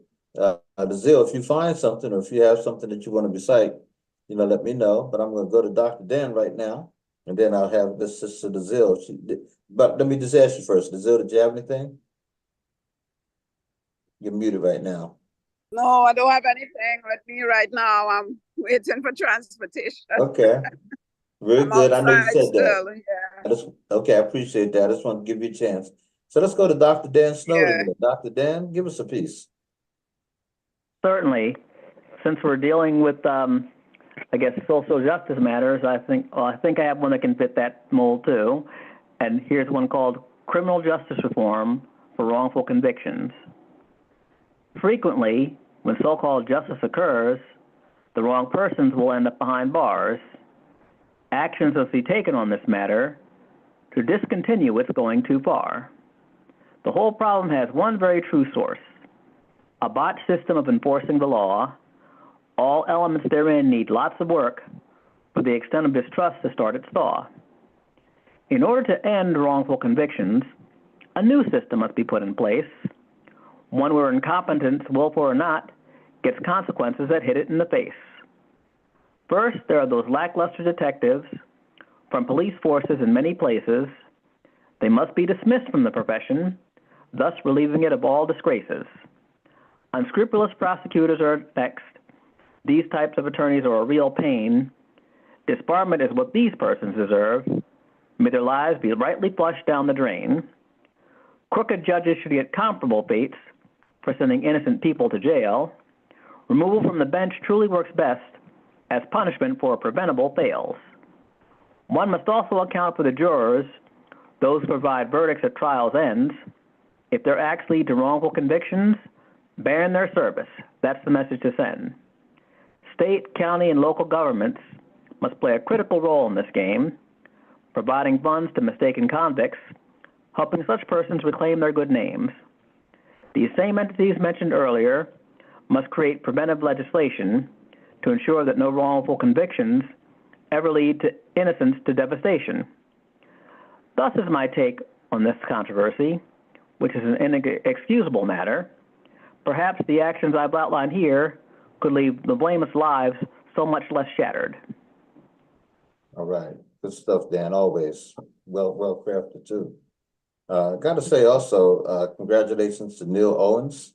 Neil had a couple weeks ago a very successful book signing down in DC, right outside of DC. And also on Facebook, there were some people who made comments. They read his book and they were from other countries, and they talked about how brilliant they thought the book was. And one person in particular was saying how this seemed so real, you know, and they couldn't put it down. So congratulations, Brother Neil Owens. He's not on tonight, but he was on last week. And congratulations to the rise and fall of the Fourth Reich. Yes, indeed. So, and Ro, the name of your book again one more time is? I don't think you can see it. Yeah, we can. Yeah, so Cleo. yes, it's Coco, June, and Melanin, poems from a Black Coco, I thought it said Cleo. Coco, June, and Melon. poem from a Black woman's diaspora. All right. Good stuff. Good stuff. Tomorrow we'll be there. 1 to 3, 2-hour birthday celebration and book bash for book signing, I should say, for Ro Brady. Good stuff. And we're going to be in the home of poet Julia Mallory, who created this new venue called 1006 there on 3rd Street in Harrisburg. Good stuff. Yes, indeed. What is coming up? This the component next week is I think it's Saturday, Sunday, and Monday. We're going to set up on Friday, I understand, and then Saturday, Sunday, Monday, they'll have in Harrisburg, they're on the riverfront, this thing called Capona, which is always huge and brings out a ton of people from all over. They come from all different counties and everything, and they'll have all kinds of food, all kinds of entertainment, and all kinds of you know, vendors. They're selling their wares and giving away stuff as well. The Writers Workshop, we have a table, thanks to Nicole Wilkerson, who jumped on it and got it set up for us. And Nicole will have her book there. You know, Ro, if you'd like to bring down some of the Black Wall Streets or even, you know, your book, let me know. Come on down. Yeah, Come on down. Okay. Yeah. we'll be in I'll probably be sitting in the midst of cardboard boxes by then. We're moving again, October the 5th, but You're moving. well, not that far, just to Mechanicsburg, to a larger apartment, so Okay, not nice. out of the Nice. state or anything. Okay. But I'm going to try to get an early move on it. So I'm in the middle of throwing away stuff. And I started with books. I'm like, oh, it's painful to Yeah. get rid of books, especially when you love books. Mhm. Like, ugh, I hear you. Oh my I have goodness. a Let me tell you stack something. here. I haven't been on it, but Pat made me get rid of my treadmill, which I mean, we came that close. Boy. I mean, it was like, ooh, yeah, I can't get rid of my treadmill. I love that thing. But she was like, you ain't doing nothing with this treadmill. I thought, oh, okay, yeah, right. So Yeah, anyhow, but yeah, moving can be hard because you got to get rid of some stuff. I And I know. got storage We've done bins it I'm like paying for. It's like, no, 3 yeah. times already, so downsizing more. and the apartment we're Oh. moving into is it's very modern and very Uh-huh. sleek and very white. And I'm like, I got a lot of clutter. I've got to go from maximalist to minimalist in less than 2 months. I'm like, oh. It all depends on the space you occupy. It changes how you do things. It's amazing. Wow. Yeah. So I hope I never have to move again in life. Moving is terrible. I'm such a bohemian. I am the original black gypsy, or black hippie. So I'm trying to change Yeah, my 2 daughters moved this week. Danielle moved, and then Terry's moving today. Danielle moved on which day was that? Tuesday. And that was hats off to my son David. That guy gets it done. I have to give him credit. But anyhow, we're gonna lose Terry as our neighbor, but that's all good. We're still there. But anyhow, folks, I hope you're writing. If you are writing, I hope that you will, take to heart the fact that you have something to say, and be serious about your writings, and put it out there. Put it out there. There's a lot of venues that are looking for a good work. So first off, do your own book. There's nothing wrong with that at all.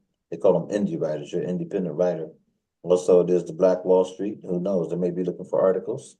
Rose, the editor-in-chief there, and she can let you know about that. There are other venues out there in which you can write and get some things done as well.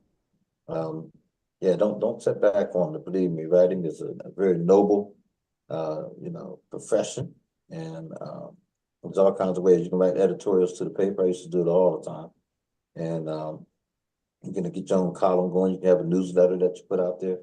All kinds of things you can do. So take a chance. All right, take a chance. Hey, what time is it? I know we want to go past our time, and let me make sure. Okay, I have 8:41. We still have some time. I mentioned this. Oh, again, don't forget on September the 21st. We'll have a wonderful event out of 900 South Arlington Avenue. My wife, Pat Gadsden, and I will talk about our trip down south with the Thriving Together program from Messiah University.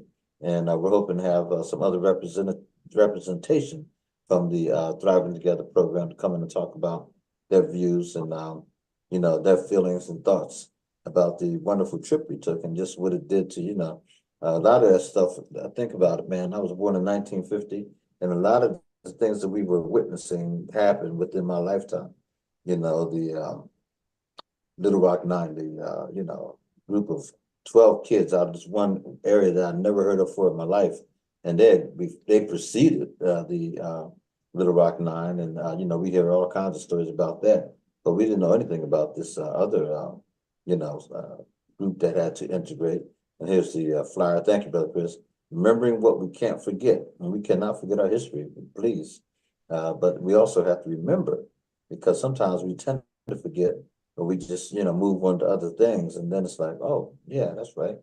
The history and the life of Dr. King and all of the various civil rights leaders, really, not just people, but leaders that gave their lives. People like John Lewis and, T.C. Vivian and so many others who stepped up. Just incredible. And then also, what they overcame. I mean, from busing to, integrating lunch counters and having buses bombed, people trying to register to vote.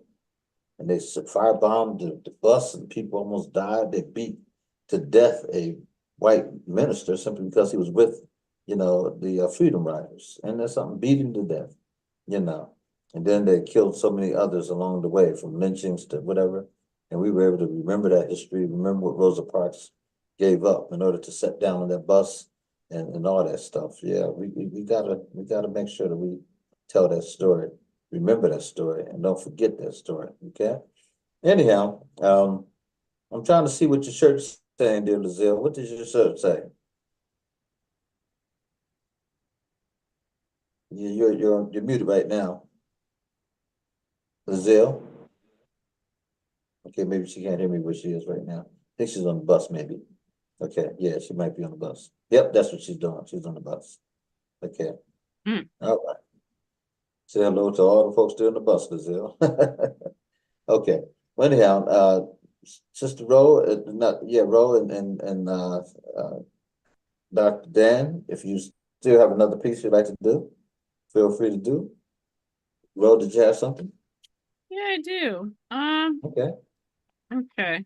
I'm doing well, maybe I'll just do something from the book, or I know Okay, great. Mhm. I'll do this one. It's called I'm on the Spectrum of Melanin. Mm. I'm on the spectrum of melanin, like black volcanic ash that falls on litmus for brown paper bag test. I passed, but only in the colder months, when the sun stops beating its head on my red bone ancestry and causes my melanin to leak from my skin like unoxygenated blue blood from cold veins. Sometimes drips of melanin fall out of hidden places like stolen kiss droplets of chocolate chips eaten away from the sinful eyes of a hungry child. The pain of what some say is too much blackness haunts us, causing the shunning of gifts, talents, and abilities to fall to the bottom of the pot of pride and high self-esteem in the hearts of our tender young ones. There are those of us who find our greatness in the shades of amber and take offense to the reminders of the antebellum fancy rural high yellow. Glowing shades of melanin raining from its original source, the motherland of our birth. The spectrum of melanin is the cornucopia of our truth, the source of our strength as a people. Wash off all that hinders you. Take your place amongst the flowers in our garden and let your melanin bloom. Yeah. I like the way, yeah, I like the way you ended that. Let your melanin bloom. Mm. I think of Frances Cress Welsing when you say that. She wrote the book, the ISIS Papers, and also she wrote, what was the title? But Color Confrontation and racism. I can't think of the full title, but tough because he talked about melanin and how important and also how devastating melanin is to a particular race who looked at our race and said, why? I'll let that go. But she was powerful. Dr. Dan, can you read something All for right. us? Mhm. Sure. I think it'd be a good time here for the first piece I ever wrote for the Writers Workshop, and it's a signature piece called Different. Yes, it's true, people. I'm very different from most mainstream persons. I tend to enjoy a somewhat unusual array of things that you'll find among these verses. Board games and game shows, model kit contests and comic book conventions. These are events that I revel in with purely good intentions. But it does not stop here. Oh my heavens, no. We still have museums and nature shows to go. Rock and mineral clubs, gem and jewelry shows. When it comes to events like these, most anything goes. There's more where this came from. Here, take a peek. This person sees things like political and poetry events simply très chic. And let's not forget about another matter I favor. Sporting events, both as participant and spectator, fall among the many things that I favor. Yes, it's true, I am very different, as anyone can plainly see, but these things that make me different are simply things that make me, me. Amen. Yeah, I like that piece. Very good. Thanks, Dan. Certainly. Brother Chris, is there anything coming up we haven't mentioned? Anything that you know about based on all the people that come on your show and come on the station and share?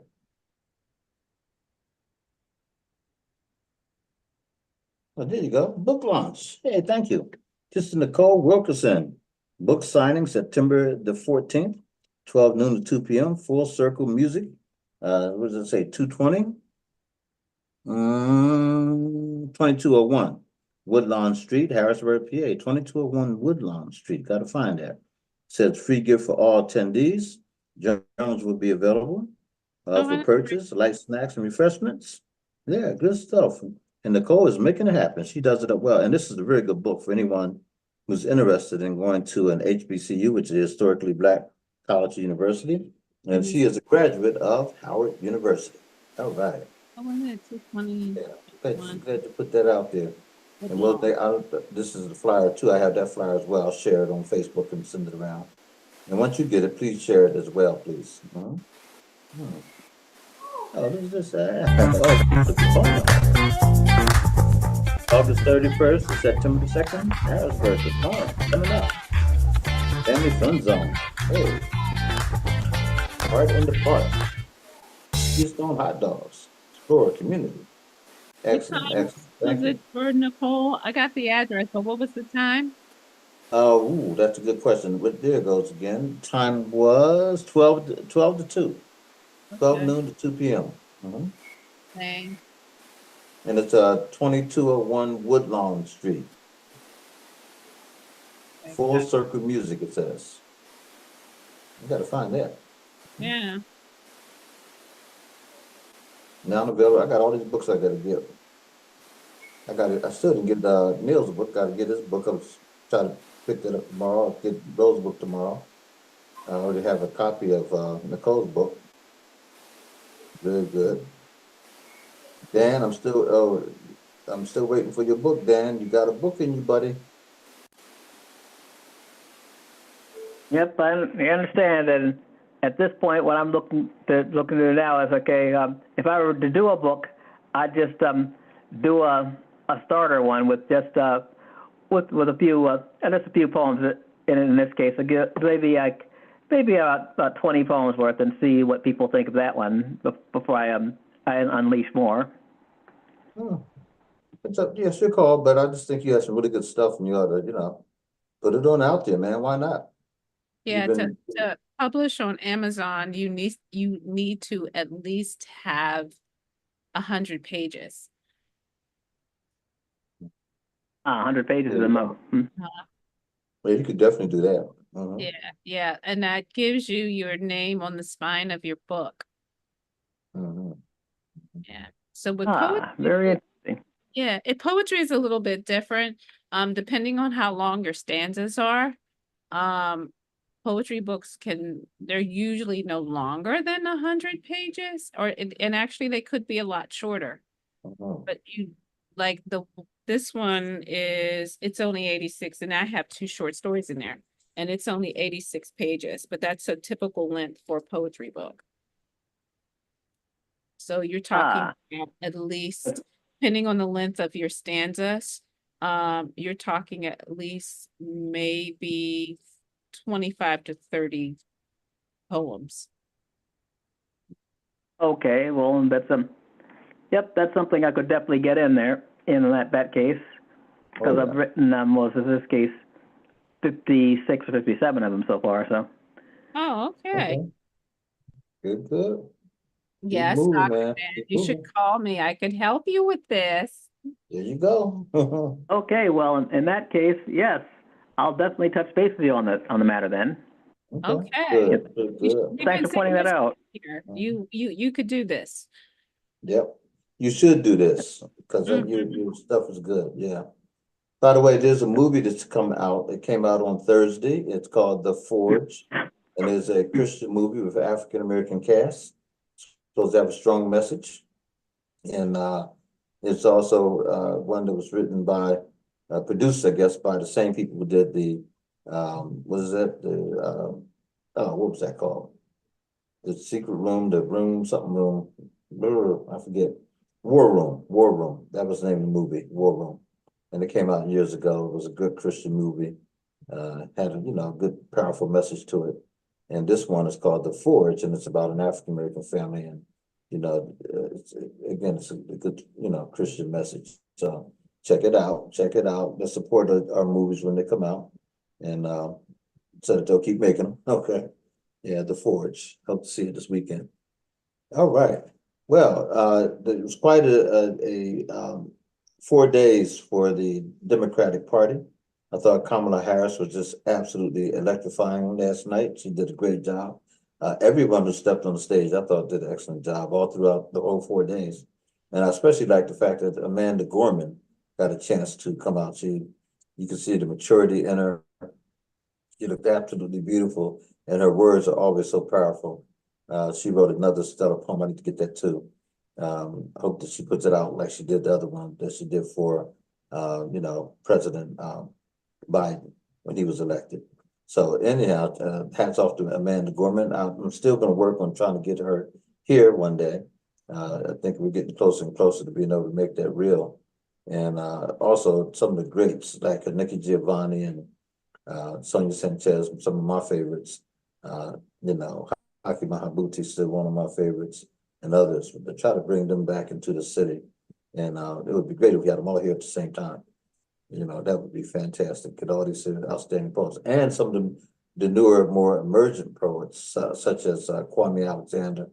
He's not so new, but I mean, he's become a giant all of a sudden with his writings. He's really taken off.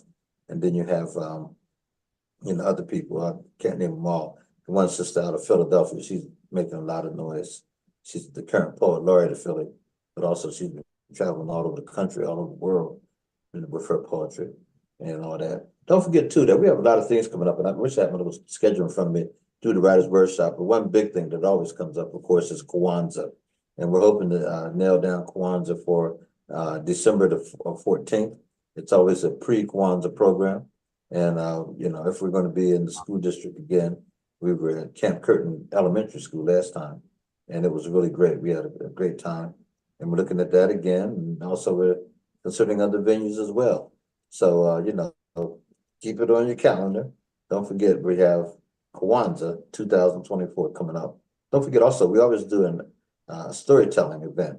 And this year we're going to, do it again in October.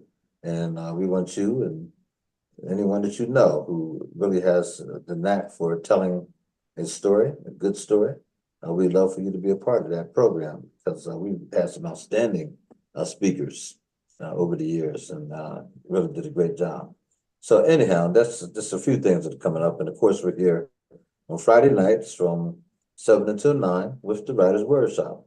And, we got to get back in touch with Queenie Clem. I want Queenie to send us some more poets. We used to have Queenie send us some people or put the word out that we're open to have some poets come on and read. And I like to reintroduce some, some poets that maybe we haven't heard from or haven't heard from in a while. To come back on, and Queenie, she did a great job. How's Queenie doing, though, Rob? I just talked to her. She's been helping me with promo for this new book. She's doing well. Yeah, busy back at school.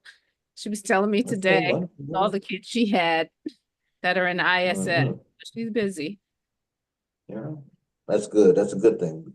Good to be busy. Yeah. Well, listen, let's take us out. We're going to finish up. In fact, Brother Chris, I know you had a number of videos. I think we only saw 2 tonight. They were both good. And so if you had another one, what time do we have? Did you have another video you could show us, Brother Chris?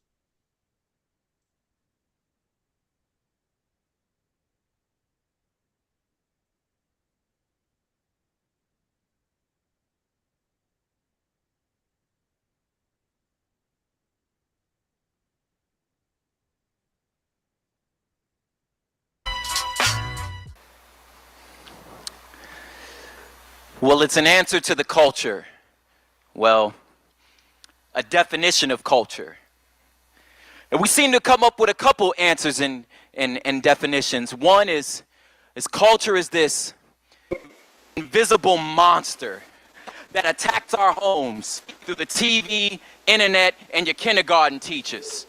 Hide your kids, hide your wife, because they coming for everybody. Let's get our Beauty and the Beast on. Grab our biblical pitchforks, run into Hollyweird and get the stomping. The other is more of a colonial approach. Like those poor little colored kids. They really don't know better. Living in them awful cities. Let's emancipate these savages. Teach them to put down their addiction to drugs and self-hate and destructive behavior. And let's replace it with greed, financial dependence, and intellectual arrogance that you can assert over the other savages you colonizers have not reached yet, making your job a little easier. Wait, let me say this different or nicer. Become fluent in your socioeconomic status speech. I believe you call that gentrification. But in all you're getting, get understanding, you don't get it, do you? You can fill your brain with a lifetime's worth of information and know nothing. You can know nothing and have a heart that breaks for a dying city, yet having nothing to offer them. See, there's the problem. Them. There is no them. Them is us. It's you, it's me. We're the city. We're the culture. We're the problem. But our Savior, he wasn't a commuter. Like he moved in and could speak immigrant, the language of the broken, like the system and their English. See, I can read graffiti. That's the ghetto Google Maps of the hood, my city. I'm a participant. I'm part of the culture, but see, you understand that. That's why you here. You get what the presence of a spray can did to my self-confidence. See, we live in just enough for the city. Where I'm from, you either bang, slang, or run, or get increasingly efficient at putting the ball in the hole. But me, I stood under light poles, freestyling till morning came, defending my name, faith, and worldview, no curfew. Wait, let me say it different, so you can be fluent in my socioeconomic speech. We call that ciphering. And y'all could film blogs about the validity of multi-site churches, or whether or not a video feed is or ain't biblical. You know that's a first world problem, right? Affecting 0.1% of y'all. Meanwhile, around these parts, we canceling quinceañeras, cause little mama finna be one. We ain't got time to worry about free Wi-Fi, or whether to protect our web key. Homie, my son idolizes a pimp. Help me, mega church pastor. There go your elephant in the room. You don't get it, do you? The culture is us. It's you. You're a participant. How could you possibly be the solution? We need someone to move in. The Savior moved in. This is your city. He walked the streets of your soul, read your graffiti. Now you, in the same vein, move in. And you pray that gospel prospers. Because if it prospers, then you too will.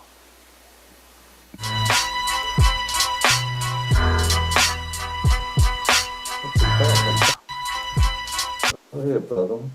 I didn't catch his name, but he was good. Very good. Very good. Well, listen, that's going to take us up to the time. Brother Chris, I want to thank you again, man. Chris, if you don't mind, can you call me? I meant to ask you a question. I'm going to do it over there. But if you could call me right after the show, and it's going to take a second, I'd appreciate it. And Ro, we'll see you tomorrow. Thank you so much for all that you do. We're going to have a good time there tomorrow. Excuse me, starting at 1 o'clock, y'all. 10:06 is the place to be from 1 to 3. Oh, that was cute. I like that. Look at you. Let's make it happen. All right, bro. Thank you. Lazille, so good to see you. I hope everything continues to go your way. We know we're going to make it.